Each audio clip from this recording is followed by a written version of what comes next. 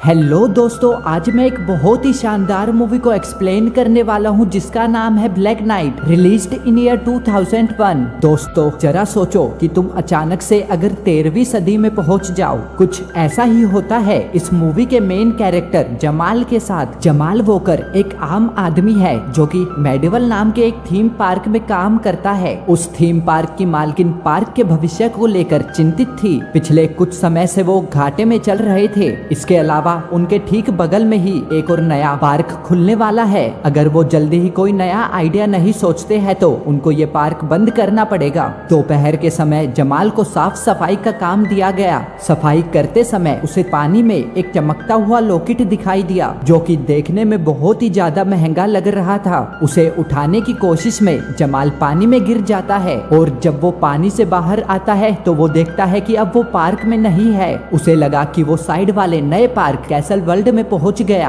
जबकि सच्चाई तो ये थी कि वो उस लॉकेट की शक्ति से 13वीं सदी में पहुंच गया था। वहां जमाल को सबसे पहले नोट नाम का एक शराबी मिला। भले ही उसने पुराने समय के कपड़े पहने हुए थे, लेकिन जमाल को लगता है कि यहाँ के वर्कर्स शायद कॉस्ट्यूम पहन के ही काम करते हैं। उस आदमी को नजरअंदाज करते हुए जमाल वहाँ से जाने लगा, लेकिन तभी उसकी नजर एक विशाल किले पर पड़ी थी है। वो भागता हुआ किले के पास पहुंचा, लेकिन सैनिकों ने उसे वहीं पर रोककर पूछा कि वो कहां से आया है। जमाल ने जवाब दिया नॉर्मैंडी। जमाल का नॉर्मैंडी से मतलब था एले वाला नॉर्मैंडी, लेकिन सैनिकों ने सोचा कि वो एक फ्रेंच मिनिस्टर है जो अगले हफ्ते वहां पर आने वाला था। उन्होंने उसे अंदर जाने दिया। किले के अंदर सभी को 13वीं सदी के कपड़े पहने देख वो बहुत ज्यादा इम्प्रेस हुआ, लेकिन वो अभी भी इस बात से अनजान है कि वो समय में पीछे आ चुका है। अचानक उसकी नजरें विक्टोरिया नाम की एक खूबसूरत लड़की पर पड़ी। जमाल उससे बात करने की कोशिश करता है, लेकिन तभी वहाँ का सेनापति परसिवल वहाँ पर आ जाता है जो कि अपनी ताकतों का गलत इस्तेमाल करता था।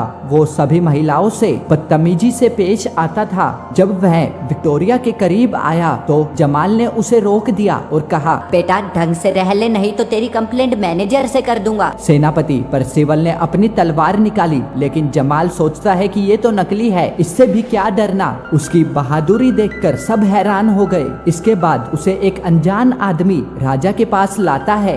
यहाँ पता चलता है कि राजा ने अपनी बेटी रेजिमा और नॉर्मैंडी के राजकुमार के बीच शादी तय की है।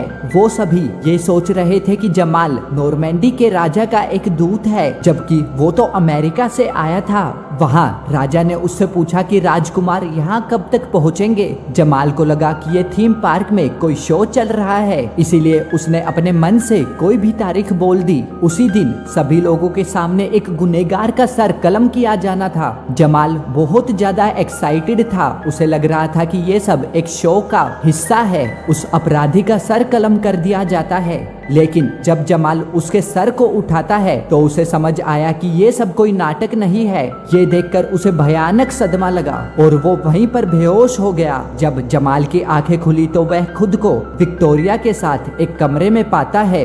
उसके गले में वो लॉकेट देखकर विक्टोरिया को लगा कि वो उसी के लोगों में से एक है। उसने जमाल को अपना लॉकेट भी दिखाया जो कि बिल्कुल सेम टू सेम उसके लॉकेट जैसा ही था। विक्टोरिया ने जमाल को बताया कि इस लॉकेट को पहनने वाले लोग इस क्रूड राजा को हटाकर अपनी पुरानी रानी को गद्दी पर बिठाना चाहते हैं, जिसे राजा ने धोखे से हासिल किया है। जमाल ने कंफ्यूजन में पूछा कि आज डेट कौन सी है, तो उसे पता चला कि वो 13वीं सदी में पहुंच गया है। ये सुनकर वो पूरी तरह से घबरा जाता है और अपने समय में वापस जाना चाहता है, लेकिन वो ये नहीं जानता कि कैसे जाया जाए। तभी वहाँ पर एक सैनिक आकर उन्हें घुड़सवारी करने के लिए नीचे चलने को कहता है। उसे घुड़सवारी नहीं आती थी, जिसकी वजह से उसकी अजीब हरकतें देखकर सभी लोगों का अच्छा मनोरंजन हुआ और यहाँ तक राजा भी इसका आनंद ले रहा था। और राजा ने उसको रात को होने वाली पार्टी में भी बुलाया। रात को पार्टी में जमाल मॉडर्न तरीके से, यानी कि अपने भविष्य वाले तरीके से डांस करने लगा। सभी को ये बहुत पसंद आया और वो सब भी ऐसे ही डांस करने लगे मानो जमाल ने पार्टी में 4 चांद लगा दिए हो। जब सभी लोग नाच रहे थे तभी प्रिंसेस रेजिना ने उसे एक तरफ खींचकर उसको किस कर दी। तभी परसिवल ने पीछे से आकर उनको रंगे हाथों पकड़ लिया। तभी हमें दिखाया जाता है कि 2 घुसपैठी हाथ में खंजर लिए हुए राजा की तरफ बढ़ रहे थे। जमाल परसिवल से अपनी जान बचाने के लिए वहीं पर लगी हुई एक रस्सी से झूलकर सीधा राजा के ऊपर आकर गिरा। अब इसे तुक्का कहो या फिर उसकी किस्मत, लेकिन उसने राजा की जान बचा ली। जब स्थिति कंट्रोल में आ जाती है तब राजा परसिवल को सुरक्षा में ढील बरतने की वजह से उसे उसके सेनापति के पद से हटा देता है और जमाल को सेनापति बना देता है। परसिवल गुस्से में आग बबूला हो जाता है, लेकिन उसे राजा के आदेश को मानना ही पड़ा। सेनापति होने के कारण जमाल को कई तरीके की जिम्मेदारियां दी जाती है। उसने किले की सुरक्षा के लिए अजीबोगरीब तरकीबें लगाए। उसने कहा कि उसके मुंह जैसा स्टैचू किले के दरवाजे पर लगाओ, जिसकी वजह से डर के मारे कोई भी दुश्मन अंदर ही नहीं आएगा। अगले दिन वो राजा के साथ एक किसान के घर जाता है। उस किसान पर आरोप था कि उसने राजा के बाग में से एक सलगम चुरा लिया था। किसान ने बताया कि ये सब उसने अपने भूखे बच्चों का पेट भरने के लिए किया, लेकिन इसके बाद भी इतनी छोटी सी बात पर राजा ने उसका सर कलम करने का आदेश दिया। और क्योंकि अब जमाल ही सेनापति है तो ये काम उसी को सौंपा गया। राजा के जाने के बाद जमाल ने उस गरीब किसान को कुछ पैसे देकर वहाँ से भाग जाने को कहा। रात को वो विक्टोरिया से मिला, जो उसे कहती है कि वो उसकी मदद करे राजा को गद्दी से हटाने में। लेकिन जमाल कहता है कि अगर ये पागल राजा एक शलगम चुराने के पीछे लोगों का सर कलम करवा देता है तो जो उसको मारने के बारे में सोचे तो वो उसका क्या हाल करेगा। और उसने विक्टोरिया का साथ देने के लिए मना कर दिया। विक्टोरिया उसे कायर कहकर वहाँ से चली गई। आधी रात को एक महिला जमाल के कमरे में आती है और उससे प्यार करने लगती है। जमाल सोचता है कि ये विक्टोरिया है और उसे नहीं रोकता। अगली सुबह नॉर्मैंडी से आने वाला असली दूत वहाँ पर पहुँच गया और राजा को पता चल गया कि जमाल उससे झूठ बोल रहा है। वो गार्ड्स के साथ जमाल के कमरे में पहुंचा। जमाल वहाँ पर राजकुमारी के साथ सो रहा था। राजकुमारी को इस हालत में देख नॉर्मैंडी से आए हुए असली दूत ने ये शादी कैंसिल कर दी। अब जमाल को 2 और लोगों के साथ काल कोठरी में फेंक दिया जाता है। काल कोठरी में जमाल उन दोनों से दोस्ती करता है और बातचीत के दौरान उन्होंने उसे एक ब्लैक नाइट की कहानी सुनाई। एक लड़ाई में ड्रैगन ने ब्लैक नाइट को पूरा निगल लिया था, लेकिन फिर भी अपनी तलवार की मदद से ब्लैक नाइट ने उसका पेट काट दिया और ड्रैगन को मार डाला, जिसके बाद उसको मुंह से आग निकालने वाली शक्तियां मिली। अगले दिन सजा देने के लिए उन तीनों को सबके सामने लाया गया। अपने आप को बचाने के लिए जमाल जोर जोर से चिल्लाने लगा कि वो एक भविष्य से आया हुआ जादूगर है जो कि सबको जलाने की शक्तियां रखता है। वह अपनी बात को साबित करने के लिए एक लाइटर का इस्तेमाल करता है, लेकिन यह काम नहीं करता। जल्लाद उसका सिर काटने वाला ही था कि तभी उसके गले में एक सेब का टुकड़ा फंस गया। सबको लगा कि जमाल ने उस पर कोई जादू कर दिया। जमाल ने इस सभी की हाँ में हाँ मिलाते हुए कहा कि अगर उसको किसी ने भी हाथ भी लगाया तो वो सभी को जलाकर राख कर देगा। अचानक से वहाँ पर आग भी लग गई, जिससे लोगों को उसकी शक्तियों पर पूरा भरोसा हो गया। जबकि असलियत तो ये थी कि कुछ सैनिक अपने लोगों को बचाने के लिए बाहर से आग की तीर चला रहे थे। विक्टोरिया की मदद से जमाल वहाँ से सही सलामत निकल गया।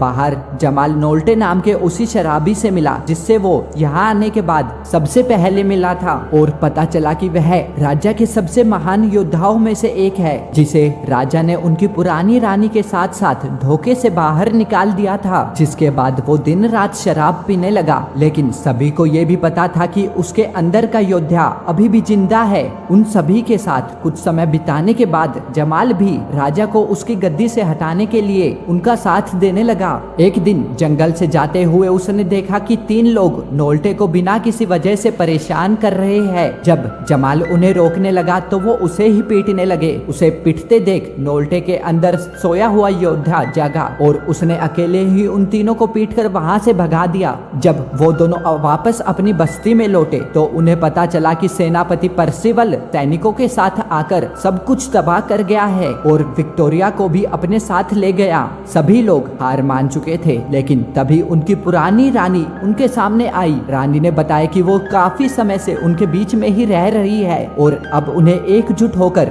राजा के खिलाफ जंग करनी होगी। अगले कुछ दिनों तक जमाल ने उन सभी को भविष्य में इस्तेमाल किए जाने वाले लड़ाई के तरीकों को सिखाया और खुद भी उनसे थोड़ी बहुत तलवारबाजी करनी सीखी। फिर हमले का दिन आता है। नोल्टे के नेतृत्व में वो सभी महल के अंदर घुस जाते हैं, लेकिन कुछ ही मिनटों में परसिवल उन्हें चारों तरफ से घेर लेता है। वो सभी कमजोर पड़ते हुए नजर आ रहे थे, लेकिन तभी पता नहीं कहां से वहां पर ब्लैक नाइट आ पहुंचा, जो अपने मुंह से आग भी फेंक रहा था। उसे देखकर सभी सिपाही पीछे हटने लगे। नोल्टे और उनके सभी साथियों को लगा कि अब तो उनकी जीत पक्की है, लेकिन तभी ब्लैक नाइट का सर ऊपर टकराता है और वो अपने घोड़े से नीचे गिर जाता है। उसका हेलमेट उतरा और पता चला कि ये कोई और नहीं बल्कि जमाल ही है। पता नहीं कैसे, लेकिन जमाल के सिखाए हुए तरीकों से उनके सैनिक सामने वाले सैनिकों पर भारी पड़ रहे थे। वहीं दूसरी ओर हमें दिखाया जाता है कि परसिवल ने उसके राजा को किले से नीचे फेंक दिया और जान से मार दिया,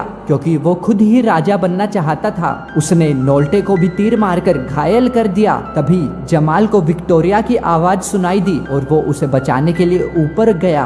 वहाँ परसिवल और जमाल के बीच में भयंकर लड़ाई हुई, लेकिन हैरानी की बात तो ये थी कि जमाल उस पर भारी पड़ रहा था। नोल्टे के सिखाए हुए तरीकों से जमाल ने परसिवल को बुरी तरह से हरा दिया। जब वो विक्टोरिया के बंधे हुए हाथ खोल रहा था, तब परसिवल पीछे से चुपचाप उठकर आता है, लेकिन इससे पहले कि वो जमाल को मारे, नोल्टे ने उसको पीछे से एक तीर मारा, जिससे वो मर गया और उनकी जीत हो गई और जमाल सबका हीरो बन गया। फिर रानी ने उसे ब्लैक नाइट की तलवार गिफ्ट दी। वो विक्टोरिया को किस करने लगा। तभी उसकी आंखें 21वीं सदी में खुली, यानी कि उसके असली समय में उसके सभी साथी उसके आसपास घेरा बनाकर खड़े हुए थे और उन्होंने बताया कि वो पिछले 10 मिनट से बेहोश है। लेकिन यहाँ जमाल को इस बात पर पूरा भरोसा है कि जो उसने देखा वो एक सपना तो नहीं था। अब वो मेडिवल टाइम के बारे में भी सब कुछ जानता था और उसने अपनी बॉस को पार्क को बदलने के लिए कई नए आइडिया बताए, जिनकी वजह से उसका ये थीम पार्क पहले से भी बहुत ज्यादा चलने लगा। एक दिन उसे वहाँ थीम पार्क में एक निकोल नाम की लड़की मिली, जो कि बिल्कुल विक्टोरिया की तरह ही दिखती थी। निकोल को भी उससे कुछ अट्रैक्शन सी हुई। जब कुछ समय बाद निकोल वहाँ से जाने लगी तो जमाल उसका नंबर लेने के लिए उसके पीछे दौड़ा, लेकिन उसको पकड़ने के चक्कर में वो उसी तालाब में फिर से गिर गया और इस बार वो एंशिएंट रोम के पीरियड में पहुंच गया, जहाँ वो एक मैदान में था और उसके पीछे 3 शेर लगे हुए थे। पिछली बार तो वो बच गया था, लेकिन इस बार उसका बचना नामुमकिन है। ये मूवी यहीं पर खत्म होती है। जाने से पहले हमें एक सवाल का जवाब जरूर देके जाए कि अगर आप भी किसी ऐसे ही मेडिवल पीरियड में पहुंच जाए तो क्या बिना फोन और बिजली के वहां पर क्या करोगे। इसी तरह की और वीडियो देखने के लिए हमारे चैनल को सब्सक्राइब जरूर करें। अगर वीडियो अच्छी लगी हो तो लाइक करें। मिलते हैं अगली बार फिर से ऐसी ही किसी वीडियो में। Thank you.